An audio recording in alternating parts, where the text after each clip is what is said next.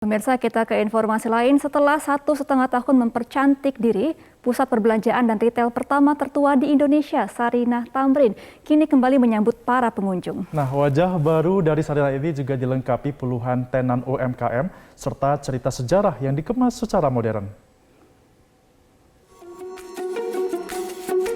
Kurang dari seminggu setelah dibuka kembali untuk umum, Sarinah Tamrin sudah menjadi primadona destinasi wisata dan belanja di ibu kota. Pusat perbelanjaan dan retail berusia 60 tahun ini kini tampil modern, namun tetap menjadi living monument bagi masyarakat Indonesia. Secara keseluruhan, pusat perbelanjaan Sarinah ini terdiri dari 6 lantai dan terbagi untuk tenan makanan, produk UMKM, wisata sejarah, hingga pameran instalasi seni. Tak ayal, banyak masyarakat dari usia muda hingga lanjut usia datang ke Sarinah untuk berbelanja, bernostalgia, dan menghabiskan waktu bersama orang-orang terdekat. Tak hanya tampilan arsitektur bangunan yang modern, salah satu daya tarik Sarinah yang menjadi magnet para pengunjung adalah karya relief yang terpampang di lantai dasar.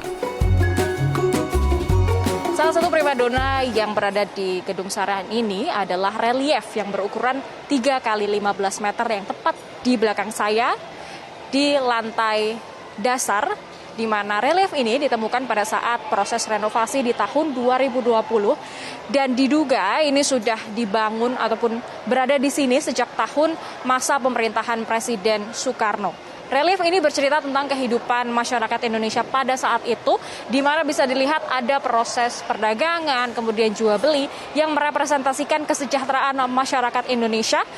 Selain itu juga ada satu lagi yang menarik adalah bagaimana historikal ataupun sejarah dari Gedung Sarinah ini juga terpampang dari foto-foto yang terdapat di sini mulai tahun 1962 hingga tahun 2022. Spot ini juga menjadi spot favorit bagi para pengunjung untuk sekedar mengambil selfie ataupun bernostalgia dari Gedung Sarinah mulai tahun 1962 hingga 2022 tahun ini. Wajah Sarinah yang baru ini pun dipuji para pengunjung yang datang. Mereka bisa merasakan nostalgia Sarinah dari masa ke masa melalui cerita sejarah Sarinah selama 6 dekade, sejak 1962. Kalau saya sih memang ini kebetulan baru masuk ya. Niatannya udah wah banget sih. Makanya kami kesini nih janjian teman sekolah semuanya dulu nih. Nostalgia aja. Nostalgia dulu pernah PKL di sini. Kerja di sini, terus ya pokoknya kebetulan bisa ketemu di mana di Sarinah. Oke, tempat baru gitu aja sih. Bagus.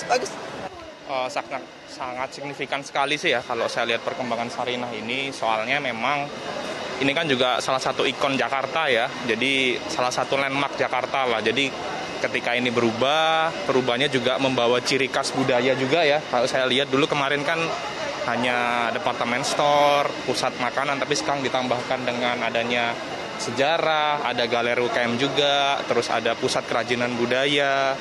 Dan tempatnya juga aksesibel juga, nyaman, fasilitasnya lengkap, lebih baik sih ke depannya. Jadi cukup senang sih sebenarnya dengan perkembangan wajah baru Sarinah.